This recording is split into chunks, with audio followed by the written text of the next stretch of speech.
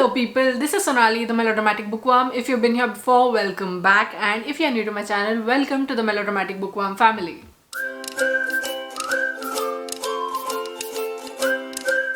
Also welcome to my April 2024 reading wrap-up. I read 12 books in April and I wish I had read more, but I also don't know how that would have turned out because I did have a couple of disappointments, but also a couple of favorites last month. And this might give you the idea, and you would have thought that maybe Sona started out her month really great and then it all went downhill.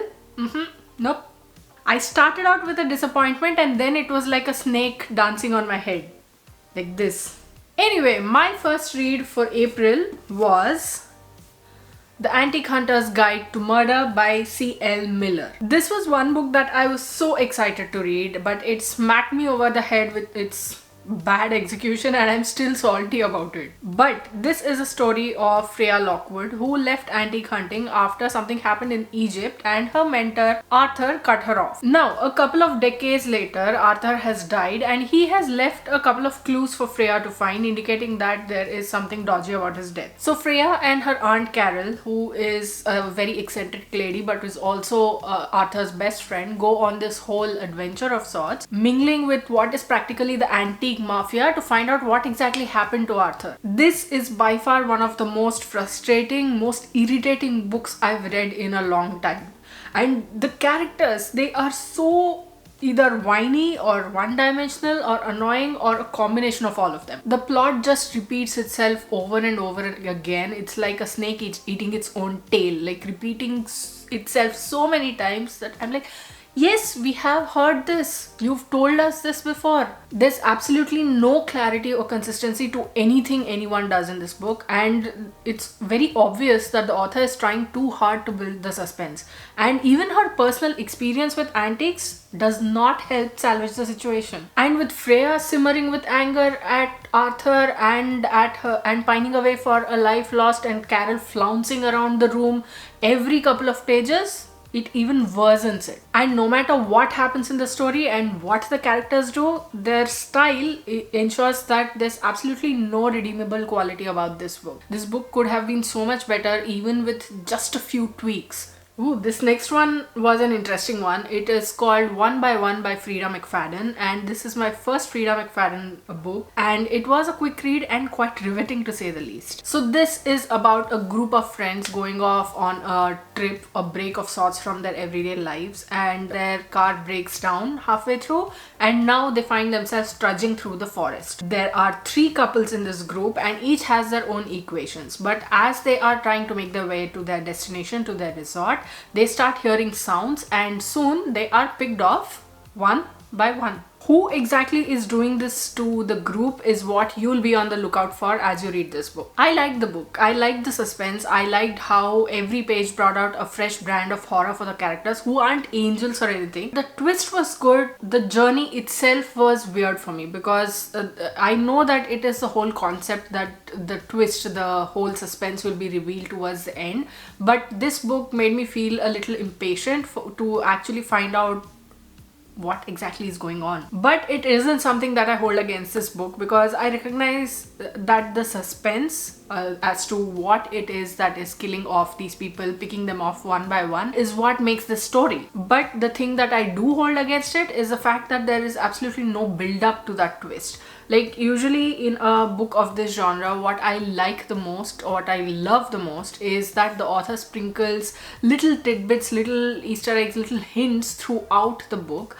Nothing that will, stand out or that will grab your attention, but towards the end when all the reveal is done and all of that, when you go back and look at all of this from a larger perspective, you will see that the signs were all there and they all perfectly led up to that final twist, to that final climax. But here there are none of those signs except for a few ambiguous chapters from a different perspective. That being said, I wouldn't dismiss this book out of hand because it is quite gripping in its own way, and it might also be true that Frida McFadden's later books are more interesting, but this one is a great introduction to the Frida McFadden literary universe. Next up was Independence by Chitra Banerjee Divakaruni. This was a subscriber pick for the month of March. I did start it in March, but I was able to finish it only in April. But I do have the reading vlog already up for it. If you'd like to go check that out, link will be here as well as in the description box below. Starting in 1946 and set around the time of the partition, Independence is the story of three sisters, each very different from the next. The youngest, Priya, is academically ambitious and she wants to be a doctor, and the oldest, Deepa, is someone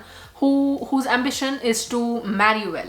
The middle child, Jamini, is a sharp, passionate woman who is a stickler for social propriety. The whole family goes on a holiday to Calcutta, where Navakumar, the sister's father, is killed in a riot. How the family copes with the loss, what developments set the sisters on their respective journeys, how the partition barges in and forever changes the course of their lives, forms the rest of the story. This is a fast-paced, intense book that CVD writes about with nuance and understanding, and she does complete justice to each of the sisters, and by the end of the book you have a detailed understanding about the ins and outs of the sisters' lives, and also about the fact that harrowing times cause or force a person to make some very harrowing choices. The characters are layered and consistent, and the writing is great. It elevates sisterhood and the heartbreaking experiences of these sisters, and it takes it a notch higher. The national politics that played out in the Indian landscape during that time isn't covered extensively in this book, but it is present and it simmers in the background of these sisters' lives and the decisions that they make. The communal riots, the looting, the raping, the murdering, the house burning, all a result of the partition.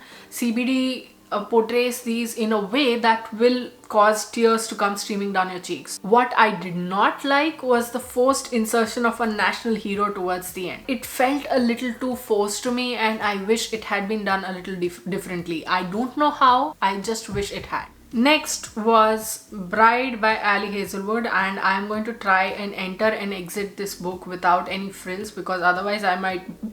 This is a marriage of convenience story between a vampire and an alpha werewolf, which was forged to bring peace between these two communities. That's all well and fine, but to me it felt like it dragged on for way longer than necessary in some places. Some parts were vague and unnecessary, and some parts were way too corny even to my liking.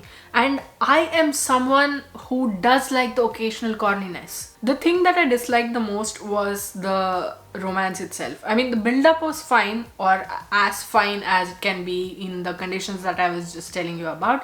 But when it came time to take things to the next level, even the memory... Props to the author for researching anatomy and spinning parts of the story around it, but it felt too extra to me. See, to be honest, I probably wouldn't have liked the book even without that last part, so I cannot really completely fully blame the downward spiral on it, but its presence did play a huge part in it. That I cannot deny. Next was The Puppeteer, the second in the Panthers Ghost series by Ajit Menon and Anil Verma. This is a book that I have done a short review for. If you'd like to go check that out, link will be here as well as in the description box below. The Puppeteer is a political thriller where, following two brothers who have robbed Indian banks of millions of dollars before fleeing to Albania, the Panther, Prime Minister Damodar Das, and his ghosts, an elite but covert counter-terrorism group, must save the country. This story is based on real-life covert operations and is an ode to real-life geopolitics, and it shows how geopolitical events can have a domino effect across the world. But there is a lot of info dumping in the details, loose ends towards the end, the portrayal of Mossad, some irrelevant plot choices, and my biggest complaint with the book, not enough women characters in the story. Next was an impulse pick, and the book I chose was The Overdue Life of Amy Byler by Kelly Harms. This is the story of a single mum whose husband left her 3 years ago and went off to Hong Kong because he couldn't take the pressure. But he is now back and he is apologizing. I know, the audacity, 3 years. And he is telling Amy that he wants to spend the summer with the children. Now, Amy Byler is annoyed at him, Yes, but she also doesn't want to make the decision for her children. She does not want to deprive her kids of their father's company. She wants to let them make their own decisions about this bugger. So she relents and goes away to a library conference in the city, fully intent on making some progress on the work program that she is developing. She gets pulled into a makeover by one of her oldest friends, who happens to be a magazine editor, a fashion magazine editor, and this friend, she calls this whole experience the Mumspringer, which is a play on the Amish Rumspringer, where you make choices for the rest of your life based on experience. And now this thing goes viral, with mums across the country jumping on board. Amy battles between missing her kids, loving the new experiences she's having, feeling guilty about being away from her kids, and taking strides in the library program that she is crafting. And not to forget the brand new, very exciting relationship that is threatening to rock her world. How Amy handles all of this forms the entire story. This was a quick read, that's for sure. And some of the ideas that are in here are so fresh and lovely, with a very inclusive feminist take that will warm your heart. But the writing itself leaves much to be desired, not because it is bad. The style is fine. It is the repetition that you can get on your nerves. Amy keeps going back and forth between her kids and between her new relationship with it, which is fair enough when you are in a position as Amy's. But I don't think we needed to read that in so much detail and so much repetition. It's still a quick, easy read that is inspiring in places, but it could have done with a lot of editing, cutting down and polishing. Next was a sci-fi fantasy book called Beyond the Father, which was the first in the 8-book Gods on Trial series by Opisham Patros. I've done a full video review of this book. If you'd like to go check that out, link will be here as well as in the description box below. We follow multiple threads in the story, mostly on the planet Zyber, where Mollards, whose consciousness has been reborn into metal bodies, maintain a class system over humans, who are called non-Mollards. We follow different realities, be it religion's chokehold on the masses, or royalty, or duties of the air, and we also follow the soldiers who are sent out into below freezing temperatures to attack infiltrators or to ward off any attacks by them. There is also a greater being who watches all of this but rarely intervenes. We see him in constant conversation with something that can only be his conscience that he created for himself. The common thread between all of these is life transcending the limits placed on it by different entities, be it by memory, be it by faith, or be it by anything else. And how this transcendence manifests itself forms this entire story. Beyond the Father is philosophical, it's action-packed, it is bold, it is ambitious, and it has a lot of food for thought. The author spends time on the questions of free will and transgressions and decisions, and shows how all of this is connected, but also on military and political strategies, showing us in more ways than one how every side has naysayers. But there were a few things that I did not like: the inconsistency in writing, the purple prose, the lack of structure, the repetition, and the assumption that the reader will do a bulk of the world building turned this book into something that battled with itself as it tried to appeal to me as a reader. Next was the Heartstopper Yearbook by Alice Oseman. There isn't much that I can say about this book except for the fact that I picked this up when I was looking for something warm and familiar, and reading this just filled me with all those feelings. This is a non-fiction where Alice Oseman takes us through their process of drawing the Heartstopper panels and shows us how the Heartstopper characters and the panels have changed over the years. And I must say, it was so lovely to get a sneak peek into one of the most creative minds in the world. I just absolutely loved it. Next was volumes 10, 11 and 12 of Fullmetal Alchemist by Hiromu Arakawa, and this is another book about which I don't have much to say except that I loved it. I've repeated the premise multiple times, but the story of two brothers journeying the lands to find the Philosopher's Stone in order to help them get their bodies back, the bodies that were taken in a ritual gone bad,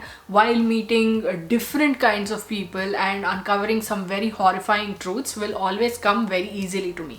All I'll say is that I'm glad that this is my first manga ever, and there will be no looking back of that, I'm sure. Next came one of my most anticipated books releases of 2024, and that was Funny Story by Emily Henry. I've already done a full, very gushy video review here on the channel. If you'd like to go check that out, link will be here as well as in the description box below. So, Daphne's fiance Peter has decided to leave her for his childhood best friend Petra the morning after his bachelor party. They have apparently realized that they are in love, and now Peter is telling Daphne that he and Petra are going away for a week to give Daphne the time to process all of this and so that she can leave the house. I mean, so considerate, right? Daphne is very obviously reeling from the shock, and sometime later Miles, who is Petra's now ex-boyfriend, shows up at the door. Daphne ends up moving in with Miles, and they begin to form a sort of a casual camaraderie of those who know what the other has been through. And one evening, Daphne and Miles decide to stick it to Peter and Petra by announcing that they are together. They say that it's all going to be just for show, but there's also a lot that they do not say. Moreover, falling for each other's ex's new fiance's ex is a bad idea, right? If you ask me why I love this book so much, my answer right off the bat is going to be that I related to Daphne so much. She is just like me. She is introverted, she is reticent, she is closed off, she's scared of people leaving, so she will leave first. She has a resting bitch face, and to see her live her life in a way that made me smile will always be the thing that I love most about this book. And then the imperfect characters that are so real, they will make you want to curl up in a ball and cry for them. And then the fact that Emily Henry's books are not just about romantic love, even though these romantic relationships are the mainstay of her books. She talks about the main characters' relationships with the other people in their lives, be it with a sister, like in Book Lovers, be it with one of the main character's oldest friends, like in Happy Place, or with new friends, like in this book. It warms my heart in a way that I just cannot explain, and it gives me hope. Oh, also, Miles. Miles, that man is a walking green forest with issues of his own, and I absolutely love him. I just think that it is one of the most fantastic books to have come out this year, and I'm so glad to have read it. And then, last but not the least, I'm combining two books from the same series, which is Juan Gomez Jorado's Antonia Scott series, one of which I read earlier in the month. This is a fast-paced thriller/suspense series that follows the diminutive Antonia Scott, who is one of the most intelligent people on the planet, and the affably righteous cop John Gutierrez, both battling their own issues while partnering up to solve crimes. The first book in the series is Red Queen, and the second is Black Wolf. I will put both images up on the screen so that you know. This series is fast-paced with some really quirky and funny writing, which translates super effectively from Spanish into English. Nick Keister has translated the first book, Red Queen, and Lorenza Garcia joined him on the second book, which was Black Wolf. And I must say that although I loved the first book, Black Wolf kind of reads much better and is much more polished than the first. The character quirks that we see, their reasoning behind their behaviors, their demons, their issues with society, them balancing each other out, them teaching each other things that they couldn't or wouldn't have learned otherwise. It's an interesting study into two contrasting personalities. And the reason why this works so well is because you don't see the progression of their relationship in tangible terms. But I didn't like the fixation on John's skirt, like saying multiple times throughout the book, not that he's fat, or I don't think that you're fat but, or you're not that fat but. And I also thought that in quite a few places the book was winging itself. So other than that, it's a very enjoyable series, and I cannot wait to read the third book in this series, in the Antonia Scott series. So those, plus the ebooks that I mentioned, were all the books that I read in April 2024. Which of these books have you read? Which ones do you want to read? What did you read in April 2024? Did you find any favorites? Let me know in the comments below. I'd love to hear from you. If you like this video, please like it and share it to spread the word. And if you like my content and would like to see more from me, don't forget to hit subscribe and click on the bell icon beside the subscribe button to get notified as and when I post new videos. Thanks for watching. I'll see you in the next video. Until next time, keep reading, keep watching, and add melodrama to your life.